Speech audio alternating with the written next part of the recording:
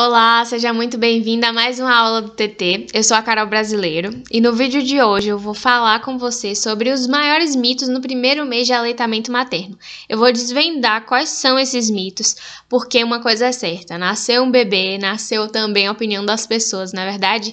Só quem é mãe sabe o quanto que as pessoas sempre têm uma opinião para dar, uma ajudinha para dar, mas muitas vezes essa ajuda, com boas intenções, ela vem carregada de um monte de crenças que a gente tem na sociedade sobre alimentação infantil, sobre a amamentação, do bebê, sobre esse processo de aleitamento. Então eu tô aqui hoje para ajudar você a entender o que é verdade e o que é que não é bem assim como as pessoas falam, tá certo? Bom, eu fiz uma lista aqui de um monte de coisa que eu já ouvi ao longo da minha caminhada nesse processo de atendimento de amamentação. Há alguns anos eu já trabalho com isso, já atendi mais de 1000 famílias, trabalhando com aleitamento materno, e eu sei como que às vezes a rede de apoio, como que os amigos, às vezes a própria parentela desse bebê, os próprios genitores carregam muitas crenças acerca do aleitamento materno. Recentemente mesmo eu ouvi de uma mãe, a gente estava fazendo um manejo de amamentação e eu ouvi de uma mãe, ela falar assim, a bebê tinha acabado de eructar depois, é o arroto que a gente chama, depois de mamar, e aí ela estava próxima ao peito e a mãe falou, meu Deus, ela arrotou no meu peito.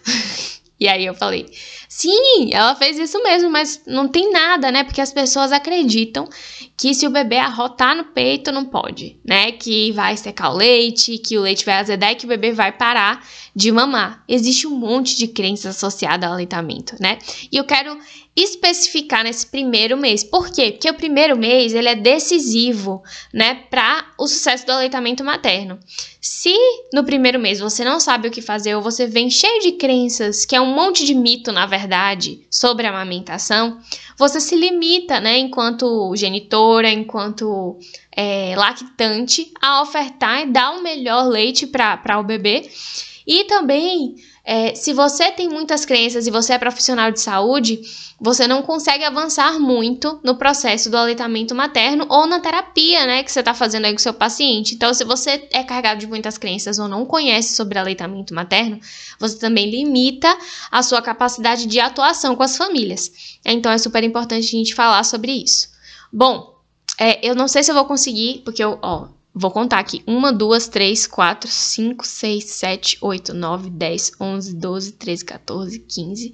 Nosso tempo é um pouquinho curto, não sei se eu vou conseguir discorrer sobre essas 15, mas eu vou tentar. Pra gente falar, sobre o tanto de coisas, que eu já ouvi e que é muito comum a gente ouvir por aí. Então, vamos lá. A primeira frase que eu trouxe aqui, que é muito, assim, falada, pelas pessoas quando a mulher tá amamentando, você precisava ter preparado as mamas na gestação para amamentar. E eu não sei se você já ouviu isso por aí, mas, gente, se existe um mito na amamentação, é esse, de que você tem que preparar as mamas na gestação. Não existe nenhum tipo de preparação de mamas que possa ser feito durante o processo da gestação para que você consiga ter sucesso no aleitamento materno quando seu bebê nascer. Então, não existe, passar bucha nas mamas, usar conchas para formar mamilos, o bico. Isso não existe, gente. Na verdade, tudo que você pode fazer é ter muito conhecimento, é se preparar realmente, é estudar bastante sobre o tema de amamentação e aí você vai conseguir ter um processo de aleitamento um pouco mais leve, Eu não vou dizer que vai ser fácil porque isso demanda uma série de fatores, Demanda do quanto essa mulher consegue produzir leite, demanda do quanto essa mulher consegue ter um bom manejo, do bebê, do quanto que esse bebê também não tem alguma questão, relacionada ao aleitamento, por exemplo, uma linguinha presa, às vezes é um bebê que tem uma disfunção oral, então depende de uma série de fatores. Então, assim, se você está mais preparada para entender como é que funciona a amamentação, o que é verdade, o que é mentira, aí sim você vai conseguir passar por um processo muito mais leve do que se você não conhece, Então, assim, não existe preparação de mama, não existe, essas conchas, tudo aí que vende, nas farmácias, vende bastante esse tipo de coisa. E isso não tem comprovação científica nenhuma, pelo contrário, né? Isso acaba ferindo todo esse complexo mamilar que a gente fala, né, ali da mama. Isso acaba sendo uma porta de infecção, né, para fungos, para bactérias. Então, assim, é muito interessante que a mulher saiba o que ela tá fazendo, o que ela tá comprando, e até para que ela evite, até economize, né, nesse processo, porque às vezes compra tantos apetrechos que na verdade não tem muita utilidade. Existem sim apetrechos que vão facilitar o processo de amamentação, mas concha não é um deles, tá? Então não existe isso, não existe massagens que se possa fazer, né? Eu não tô falando aqui de situações especiais, existem sim algumas situações especiais e que a mãe, por exemplo, tem alguma questão de saúde, e que aí na hora e que a gente sabe qual é essa questão, e que esse bebê, na hora que nascer, vai ter um risco maior de fazer, né, uma quedinha no açúcar, que a gente chama uma hipoglicemia. Nesses casos, existem alguns protocolos específicos em que um consultor de amamentação vai fazer junto com a mulher, ainda um pouquinho antes da gestação, com a liberação também da equipe médica, para poder essa mulher, né, amamentar e esse bebê ter menos risco de fazer uma hipoglicemia. Mas assim, isso é em casos muito específicos, né? Eu tô trazendo aqui porque você pode ouvir de repente, de uma mulher que fez determinado tipo de protocolo, mas isso não é para a maioria das pessoas. Isso definitivamente não é algo generalizado, tá? Então não existe preparação de mamas na gestação para nenhuma mulher, tá? A melhor preparação que você pode ter é o conhecimento sobre o aleitamento materno. E aí, uma outra frase que a gente tem relacionada a isso que muita gente fala também. Ai, meu Deus, já ouvi muito. O bebê acabou de nascer, mas você não tem leite. E agora, né? Faz o quê? Ele acabou de nascer, mas aí a gente vai precisar entrar com uma fórmula, porque você não tem leite. E olha, toda vez que um bebê nascer, vai ser muito difícil essa mulher, né, sair jorrando leite. Vai ter caso que isso acontece? Vai. Eu já vi muita mãe, né? O bebê nasceu, 4 horas que o bebê nasceu ali, ela já tá jorrando colostro. Mas isso não acontece na maioria dos casos, e na grande maioria dos casos não acontece, né? E aí muitas mulheres ficam assustadas. Meu Deus, será que eu não vou ter leite para dar pro meu filho? Ele nasceu, e agora? Me disseram que quando ele nascesse o leite ia chegar e eu não tô vendo. Gente, eu quero lembrar para vocês que é uma coisa que eu sempre falo para as mães que eu acompanho. Colostro nem sempre é um leite que a gente vê, porque cada mulher vai ter um tipo de produção, a maneira de produzir, né? E se ela teve um processo de parto, né, tranquilo, ela vai ter uma quantidade de colostro que é suficiente para o seu bebê. Por que eu falo isso? Às vezes a gente vai fazer uma expressão ali na mama dessa mulher, não vai ver volume de leite, vai ver só uma aguinha. Mas o bebê nasceu bem, o bebê não tem risco de fazer uma hipoglicemia, né? O bebê tá tranquilinho ali. E quando o bebê nasce, o estômago do bebê ele é muito pequenininho. Então ele vai ter ali entre 7 e 10 ml no máximo de armazenamento de leite. Sabe o que é 7 e 10 ml, gente? É um copinho daqueles copinhos que vem remédio pra gente tomar, aquela dosagenzinha. É aquilo ali, 10 ml no máximo. Então, assim, independente do tamanho do bebê, né? Porque eu sei que existe um cálculo que se faz, né? Relacionado ao tamanho do bebê, o comprimento, para calcular mais ou menos qual é o volume de leite que ele vai tomar. Mas se a gente pensa no processo do aleitamento materno, a gente tem que lembrar que o estômago do bebê ainda é muito pequenininho quando ele nasce.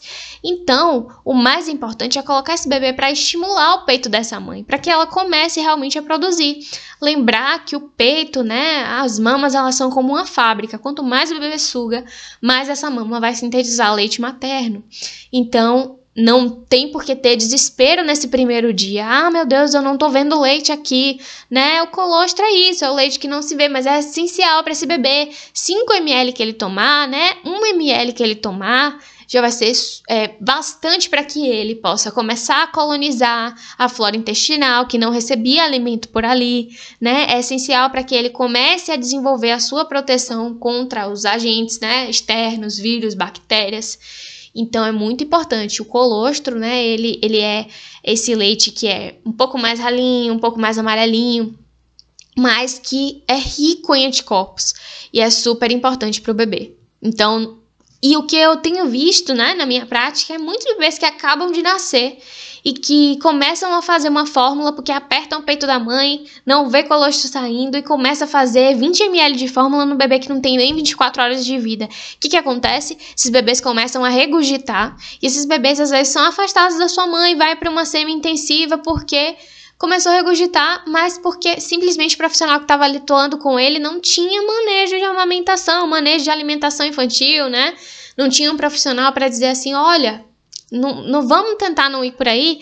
E se a gente pensar, a fórmula, né, é pensada para os bebês, mas é leite de vaca, né, em um organismo que não estava preparado para receber ainda alimento. Se não recebe leite humano, recebe um leite, né, que não é, digamos assim, o natural para o seu organismo, ele pode responder de uma forma diferente, né? Então esse bebê pode fazer muitos gases, pode ter algumas complicaçõezinhas. Então é muito importante que essa mulher também esteja empoderada sobre esse processo de aleitamento, dizendo que quer amamentar, né?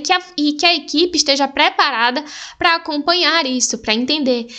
Esse bebê tá mamando bem ou não, a gente continua estimulando ou não, continua, porque o bebê, ele nasce com essa reservinha também aí, para que na primeira semana ele vai perder um pouquinho de peso mesmo, porque é do processo de ele ir aprendendo a mamar e a mulher também ir calibrando sua produção láctea para que esse bebê consiga ganhar peso ao longo aí desse primeiro mês, tá bom?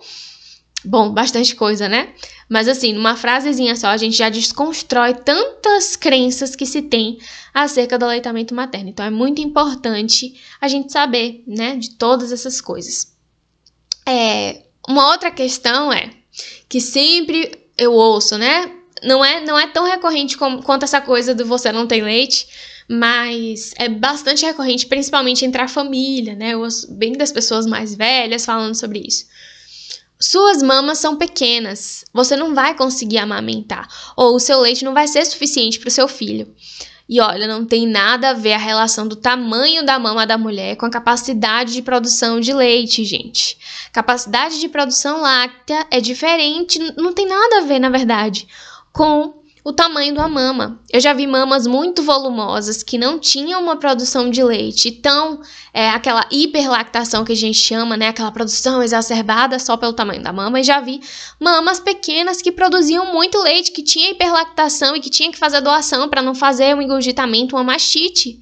Então, assim, depende muito da situação da mulher, isso não tá atrelado ao tamanho da mama, tá mais atrelado à questão hormonal, né, a questão do desenvolvimento mamário mesmo, que não tem a ver com o tamanho, mas com a quantidade de glândulas que essa mulher desenvolveu ao longo do seu desenvolvimento da mama, ali, né, na puberdade. Então, é importante a gente saber que não existe isso, tá? Embora isso é muito associado, assim, àqueles casos em que a mulher teve algum problema nesse desenvolvimento de mama, e aí tem uma mama pouco desenvolvida, e isso acaba, né, as pessoas, essa mama é pequena, mas não tem nada a ver com tamanho, tá? A maioria das mulheres, né, elas conseguem amamentar independente do tamanho da mama. O que eu mais vejo, gente, no dia a dia, né, falando assim, trabalhando em maternidade, são mulheres com peito pequeno que têm muito mais leite do que mães com mamas volumosas. E olha que as mães com mamas volumosas, né, aquelas mamas maiores e tudo mais, que o povo acha, você vai ter leite e tal. Isso às vezes é muito mais complicado fazer um manejo de amamentação com a mama volumosa, porque o bebê não consegue pegar direito, às vezes a mãe não consegue segurar o bebê, segurar a mama, porque tem muito tecido adiposo, né, muito tecido de gordura, então acaba dificultando um pouco esse manejo de amamentação, para você ver que isso não está relacionado a tamanho, né? Nem sempre tamanho é documento, principalmente se tratando de aleitamento materno. Então, esquece isso. Se você tem peito pequeno, esquece isso.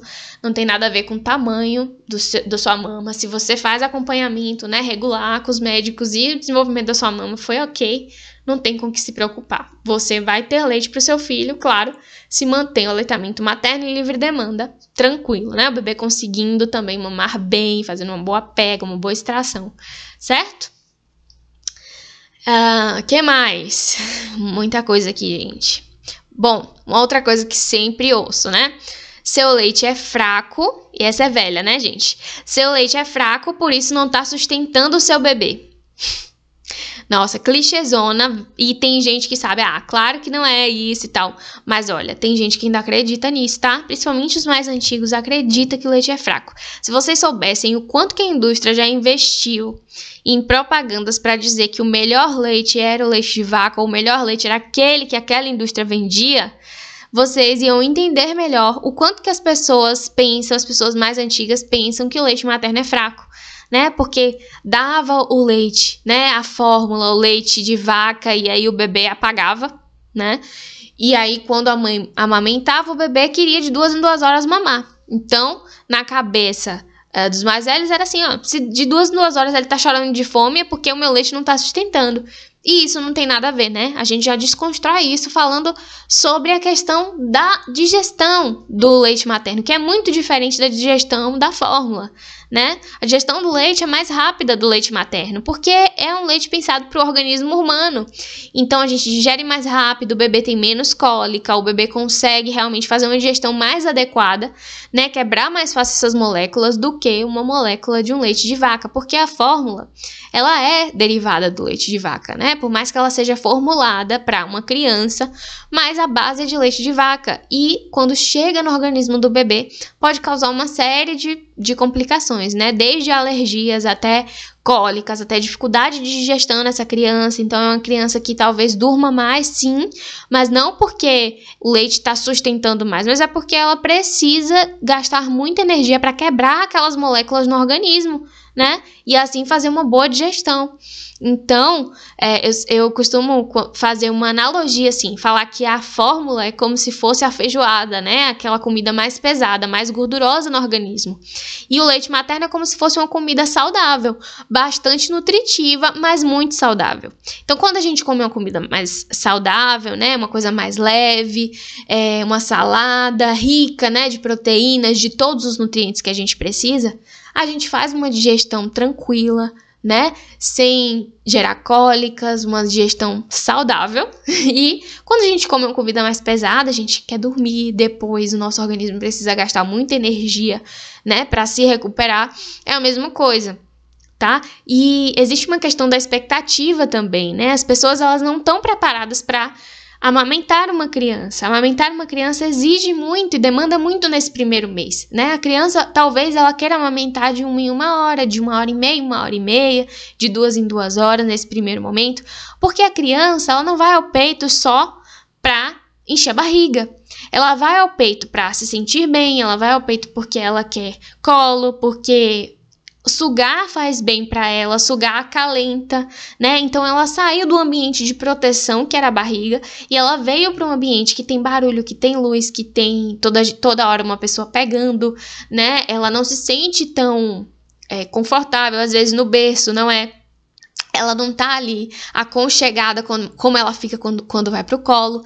Então, as crianças já vão fazendo algumas associações e aí o peito é a resposta para tudo. Se ela tá com sede, se ela tá com dor, se ela tá com fralda suja, ela vai querer peito, tá? Então, as famílias, elas precisam ser orientadas ainda na gestação, para que quando chegue nesse primeiro mês, elas entendam que mamar de 1 em 1 hora, mamar de 2 em 2 horas é altamente normal, né? Só não vai ser normal se essa criança estiver perdendo muito peso, se não tiver com xixi adequado, com a fralda adequada.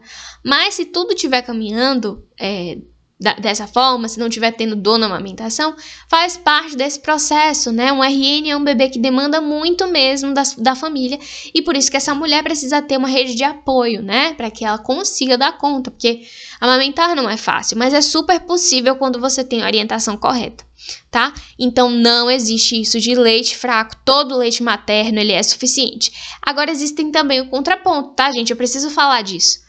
Porque não existe leite fraco, mas sim existem casos em que a mulher produz pouco leite. E pouco leite, sim, nesses casos específicos, que são muito mais raros, tá?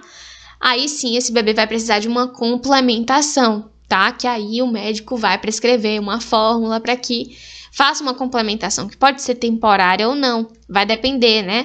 Mas tem casos em que, por exemplo, a mulher fez uma cirurgia de redução de mamas ou uma uma prótese, colocou uma prótese no seio e fez um tipo de cirurgia que tirou um pouco do tecido mamário que ela tinha. Então ela já não tem tantas glândulas, né, para produzir a quantidade de leite que ela produziria se ela não tivesse passado por esse tipo de cirurgia. Mas quero alertar, não é todo tipo de cirurgia que afeta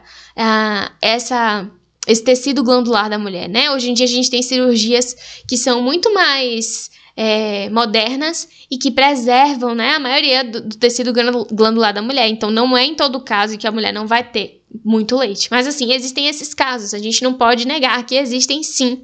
E que são muito mais raros, tá? Então, assim, pouco leite é diferente de leite fraco. Todo leite materno, ele é forte, ele é saudável, ele é necessário, tá? Principalmente quando a gente fala sobre doação de leite materno, gente. 10 ml de leite materno pode ajudar a alimentar muitos bebezinhos prematuros, né? Que recebem bem pouquinho, mas isso já ajuda muito na evolução deles dentro aí das UTIs, das unidades semi-intensivas. Então, é importante falar sobre isso, tá? Ufa! Eu falei que tem 15 aqui, eu falei 4 já, né? Vamos lá. Mais uma coisa sobre essa questão de leite fraco, né? Pouco leite. Um bebê tá, por exemplo, com 2 dias de vida. E é mais ou menos parecido com algo que eu já falei aqui. Aí o bebê tá lá com 2 dias de vida. O bebê chora, né? De hora em hora pra comer. E aí alguém vira e fala assim, seu leite é pouco, o seu bebê tá querendo mais leite, ele precisa de mais, vou ter que entrar com um complemento. É muito importante isso. Será que esse bebê realmente precisa de mais leite? Ou será que essa família não tá bem orientada, né? Que essa amamentação não tá sendo efetiva realmente, né? Ou simplesmente que esse bebê está num ambiente mais estressante para ele, né? Ele tem muita gente ao redor, ele não consegue descansar, não consegue fazer uma soneca legal para que ele relaxe um pouquinho, né? Que tenha um intervalo adequado. Então é muito interessante também a gente entender que segundo dia de vida a mulher está produzindo colostro. Então ela não está produzindo, né, 50 ml de leite. Vai ter as mulheres que estão produzindo, sim, vai ter. Mas no segundo dia de vida é muito mais raro. Segundo dia de vida provavelmente ela ainda vai estar com aquele leite amarelinho, pouquinho, mas que é suficiente para o bebê. Então, ó, por mais que esse bebê chore e tal, qual é o remédio, digamos assim, né? Qual é a solução para isso? É dar peito mesmo, sabe? Dar peito e tudo.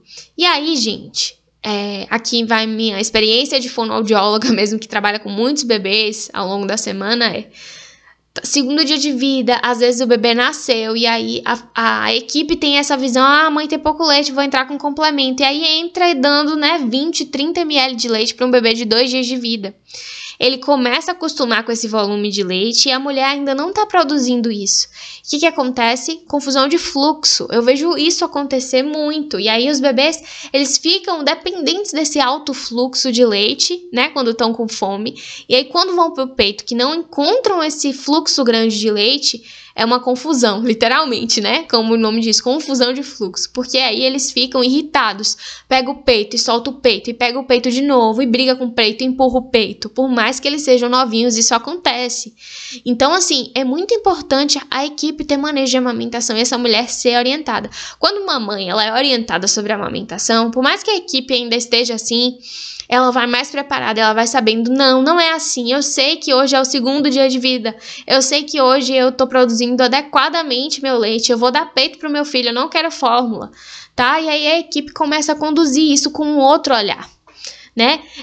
Eu sei que equipes, por exemplo, de maternidades lidam com muitos casos de muitos bebês todos os dias, então às vezes para focar em uma família específica, né, e dar atenção mais para aquela família, nem sempre é possível, digamos assim, né?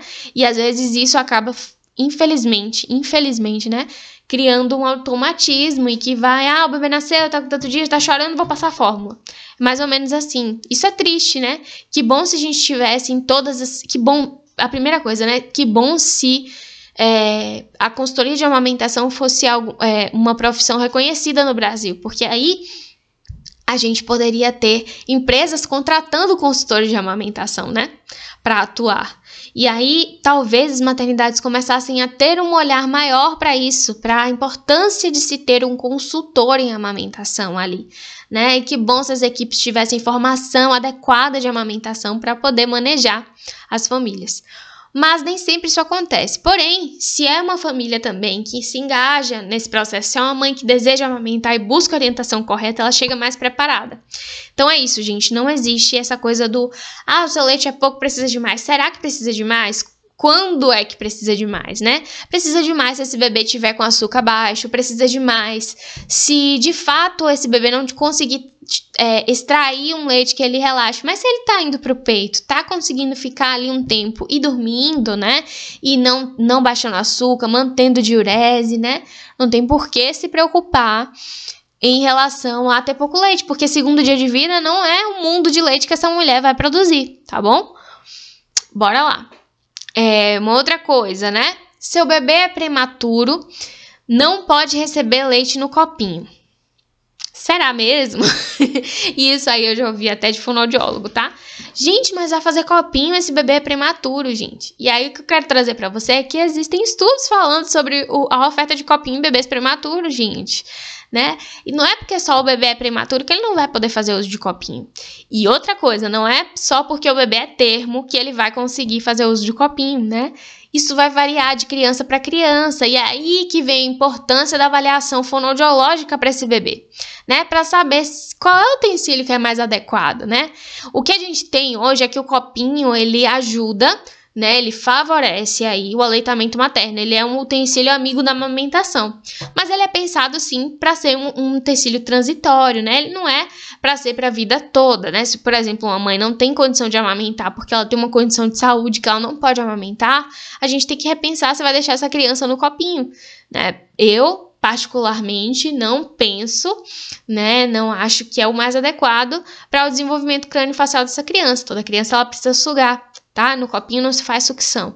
Mas assim, falando em aleitamento materno, é super possível fazer a oferta de leite materno no copinho para prematuro, sim, né? Se o prematuro tem uma boa prontidão, ele já tem ali, ele faz reflexo de protusão de língua, né? Ele não tem uma questão de disfagia, né? Ele já tem uma deglutição já mais estabelecida, então sim, é possível fazer a oferta de leite no copinho para prematuro, tá?